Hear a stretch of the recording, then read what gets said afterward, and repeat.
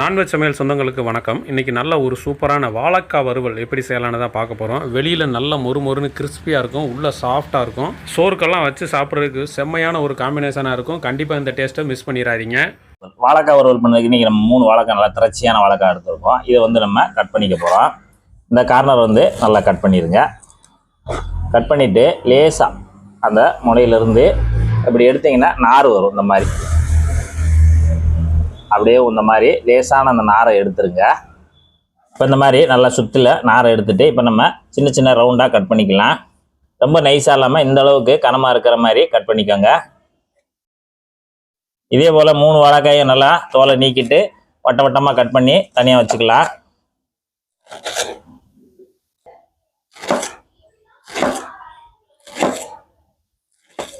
இப்போ நல்லா கட் பண்ணியாச்சு. கட் பண்ணதை அப்படியே எடுத்துகிட்டு வந்து தண்ணி இங்கே ஒரு லிட்டர் தண்ணி வச்சுருக்கோம். அந்த தண்ணியில் சேர்த்துடலாம். அப்படியே வச்சுருந்தோம்னா அது கருக்க ஆரம்பிச்சிடும். அதனால் நீங்கள் தண்ணியில் சேர்த்துருங்க. இப்போ 3 வாழைக்காயை நல்லா கட் பண்ணி தண்ணியில் சேர்த்தாச்சு. இப்போ அடுப்பு பற்ற வச்சுக்கலாம். அடுப்பு பற்ற வச்சுட்டு மஞ்சள் தூள் ஒரு 1/4 டீஸ்பூன் மஞ்சள் தூள் சேர்த்துக்கலாம். ஒரு 1/2 டீஸ்பூன் தூள் உப்பு சேர்த்துக்கலாம். சேர்த்துட்டு அவ்வளோதான். இதை நல்லா கலந்து விடுங்க. ஒரு 2 நிமிஷம் மட்டும் நமக்கு இந்த வாழைக்காய் வெந்து வரட்டும். ரொம்ப குழைய வந்துடக்கூடாது. 2 நிமிஷம் மட்டும் வெந்தால் போதும். இப்போ வாழைக்காய் துண்டுகள்லாம் ஒரு 3 நிமிஷம் நல்லா வெந்நில வெந்து வந்துருச்சு. அதாவது வெந்துடணும், ஆனால் உடஞ்சிடக்கூடாது. இந்த அளவுக்கு உடஞ்சிடக்கூடாது, நல்லா வெந்திருக்கணும். இது மாதிரி வேக வச்சுட்டு இது வாழைக்காய் எல்லாத்தையுமே எடுத்து தனியாக நம்ம தண்ணியிலேருந்து எடுத்து வடிகட்டி வச்சுக்கலாம். இப்போ வாழைக்காய் வறுவல் பண்ணுறதுக்கு மசாலா ரெடி பண்ணணும். அந்த மசாலா ரெடி பண்ணுறதுக்கு இந்த மாதிரி ஒரு மிக்சிங் பவுல் எடுத்துக்கோங்க. ஒரு 1/4 டீஸ்பூனுக்கும் குறைவாக உப்பு எடுத்துக்கோங்க. ஏன்னா ஏற்கனவே நம்ம அதை உப்பு போட்டு தான் வேக வச்சுருக்கோம். அடுத்து ஒரு மசாலா சேர்ப்போம், அதில் வேறு கொஞ்சம் உப்பு இருக்கும், அதனால் குறைவாக சேர்த்துக்கோங்க. அடுத்து ஒரு 1/2 டீஸ்பூனு வத்தல் தூள், லைட்டாக பெருங்காயத்தூள், ஒரே ஒரு டீஸ்பூன் அரிசி மாவு, 1 டீஸ்பூனு கடலை மாவு.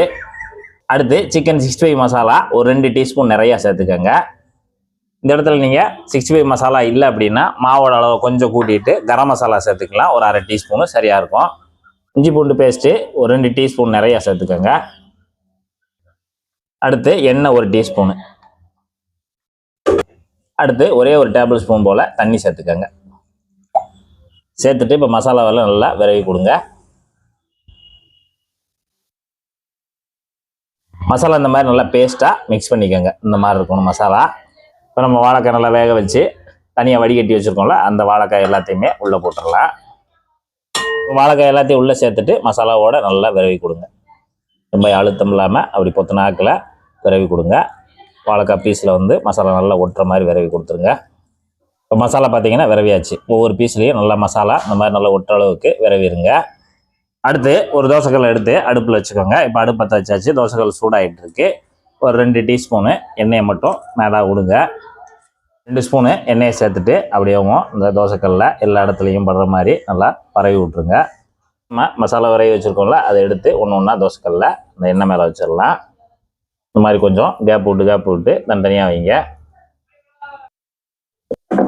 இப்போ பார்த்தீங்கன்னா தோசைக்கல்ல எந்த அளவுக்கு பிடிக்குமோ அந்த அளவுக்கு மசாலா தடவுனா நம்ம வாழைக்காய் துண்டுகள் எல்லாத்தையும் வச்சாச்சு. லேசான மிதமான சூடில் அந்த ஒரு பக்கம் நல்லா வந்துட்டு இருக்கு. ஏற்கனவே நமக்கு வெந்நில வந்துருச்சு. இப்போ மசாலா நமக்கு புரட்டி விட்டு வேகிற நேரம் தான் நமக்கு இதுக்கு தேவைப்படும். இப்போ பார்த்தீங்கன்னா மெதுவாக ஒரு 2 நிமிஷம் ஆச்சு. அந்த ஒரு சைடு பூரா நல்லா சூப்பராக வந்துருச்சு. இப்போ நம்ம புரட்டி விட்டுறலாம். இப்போ 2 நிமிஷம் தான். 2 நிமிஷம் அந்த ஒரு பக்கம் நல்லா வந்துருச்சு. அதை அப்படியே திருப்பி விட்டுறலாம். எல்லாத்தையும் இந்த மாதிரி எல்லாத்தையும் திருப்பி விட்டுருங்க. எல்லாத்தையும் இது போல் திருப்பி விட்டுக்கோங்க. இப்போ திருப்பி விட்டு 2 நிமிஷம் ஆச்சு. மசாலாவும் நல்லா வெந்துருச்சு. இப்போ எல்லாத்தையும் நம்ம எடுத்துடலாம். இந்த மாதிரி எல்லாத்தையும் எடுத்துருங்க. நல்லா சூப்பராக ஒரு மீன் வறுவல் மாதிரி இருக்கும். இப்போ நம்ம எண்ணெயில் முழுமையாக எண்ணெயில் போட்டு பொரிக்கிறத விட இந்த மாதிரி லேசான எண்ணெயில் பொரிக்கும் போது நமக்கு கூடுதலாகவும் சாப்பிட்லாம். நமக்கு உடம்புக்கு ரொம்ப ஹெல்த்தி. அதுக்காக இந்த மாதிரி டைப்பில் நீங்கள் ஒரு வறுவல் பண்ணிக்கலாம், வாழைக்காய் வறுவல். இதே மாதிரி மீதம் இருக்கிறதையும் தோசைக்கல்லில் போட்டு நல்லா ஃப்ரை பண்ணி எடுத்து சோறுக்கு வச்சு சாப்பிட்றதுக்கு அருமையாக இருக்கும். கண்டிப்பாக நீங்களும் ட்ரை பண்ணி பார்த்துட்டு எப்படி இருக்குன்னு கமெண்ட்டில் சொல்லுங்கள். நன்றி.